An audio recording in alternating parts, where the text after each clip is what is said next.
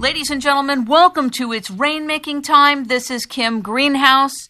The science is not settled. We have a wonderful guest today, Lawrence Solomon, a world-renowned environmentalist, author, and activist who's been at the forefront of movements to stop nuclear power expansion and to save the world's rainforests. He's a columnist with National Post and the author of many books. But the most recent, one of the best sellers on Amazon, is called The Deniers, the world-renowned scientists who stood up against global warming, hysteria, political persecution, and fraud, and those who were too fearful to do so. He is also the executive director of Energy Probe. Ladies and gentlemen, please welcome Lawrence Solomon to It's Rainmaking Time. Good day, sir. Good day. Fighting for the environment is not new to you, and it would at first appear to environmental activists that you're against saving the planet. But yet, when I read your book, I connected to being called a denier, because in my first show of It's Rainmaking Time covering climate and weather, I was called a denier for daring to ask the difficult questions and to look at different aspects of the scenario. Talk to us about why the science is not settled, having talked to all these world-renowned experts.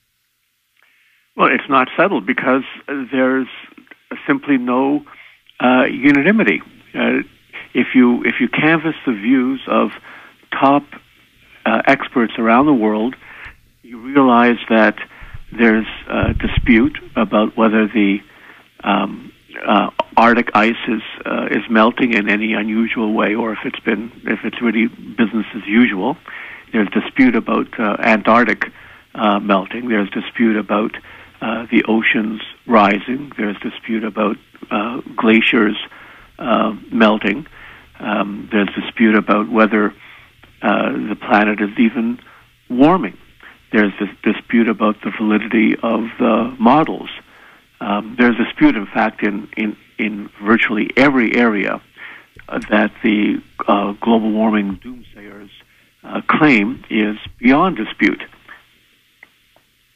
Apparently in your book you talk about very specific rules you followed when putting the book together, trying not to settle the science yourself, which I think was very smart, and not to play the numbers game. Talk about what that means, that you didn't want to play the numbers game when you went to do your research. Well, science isn't really about whether there's a consensus at all. Science really should be about the validity. In fact, great scientists have tended to be on the outsides of conventional thinking. They're the ones who said that the sun does not revolve around the Earth. It's the Earth that revolves around the sun. So those who break from scientific dogma have been the path breakers, and in time they've been recognized as such. So the tradition in science is not to take a vote to see who's right. The tradition in science is to pursue scientific truth, and so for that reason, the very notion of there being a consensus doesn't sit well with scientists, and I don't think it sits well with most members of the public who think about it. At the same time, the typical layman can't assess the science for himself, has to rely on the authority, on the credibility of people that he's presented with. So there is this conflict about what to do. Ultimately, we have to go with people we trust, and especially when public policy is at stake, it's necessary to have a vigorous public debate. In the context of consensus, for just a moment, how do we arrive at a consistent frame of reference for what we're studying or talking about if consensus shouldn't be built into science? I mean, I totally get what you're saying, but then how do we even agree on anything? And should we? Well, in most areas, I don't think we need to agree. In most areas of science, for example, some scientists can pursue paths that they think will be profitable.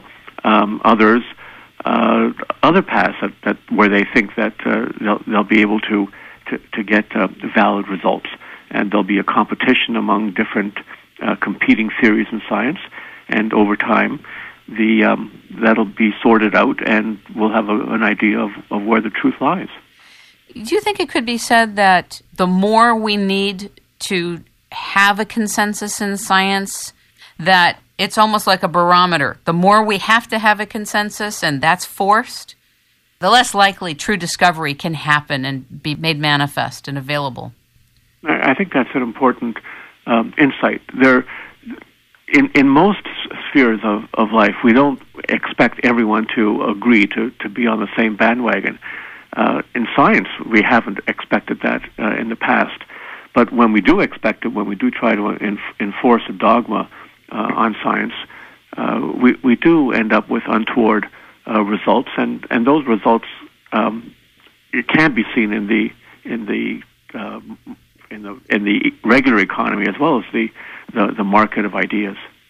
On page 19 of your book, there was this question: what happened to the peer review process? And I was so excited when I saw this, because we're doing a show on peer review in 2 weeks. It said peer review does not fully vet the papers before they're published. Let me repeat that. Peer review does not fully vet the papers before they're published. And therefore, because peer review is seminal to, integral to, central to discovery or alternate views and hypotheses coming out into the world, then we have to look at peer review. And I just wondered if there's something that you can say about that. I thought that was an extremely important part of your book. Well, the normal peer review process was suspended in the case of the global warming theories, and it was suspended by the IPCC. Normally, when in science, the peer reviewers are unknown to the authors of the study. That way, the peer reviewers are free to make independent comments. Under the process that the UN set up, the authors know who the peer reviewers are. So many peer reviewers would be reluctant to make a criticism of their colleagues. That's one way in which legitimate dissent was squelched.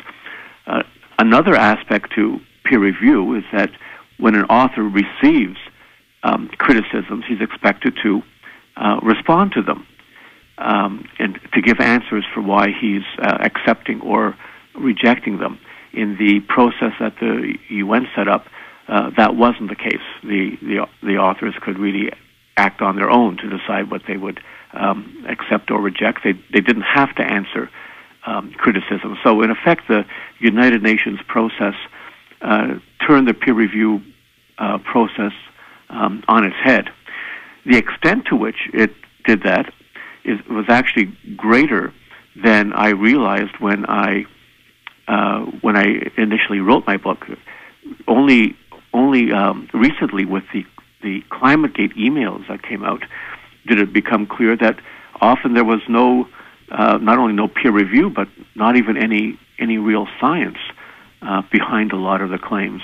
Often the claims were based on inadvertent comments that people might have made, or on material that might have come from a popular magazine, as was the case where the IPCC used as a source of mountain climbing magazines, and mountain climbers might comment on whether there's more or less snow now than there was in the past, and that would suddenly make it into the IPCC report as if it had the weight of science, when it was really the views of a few hikers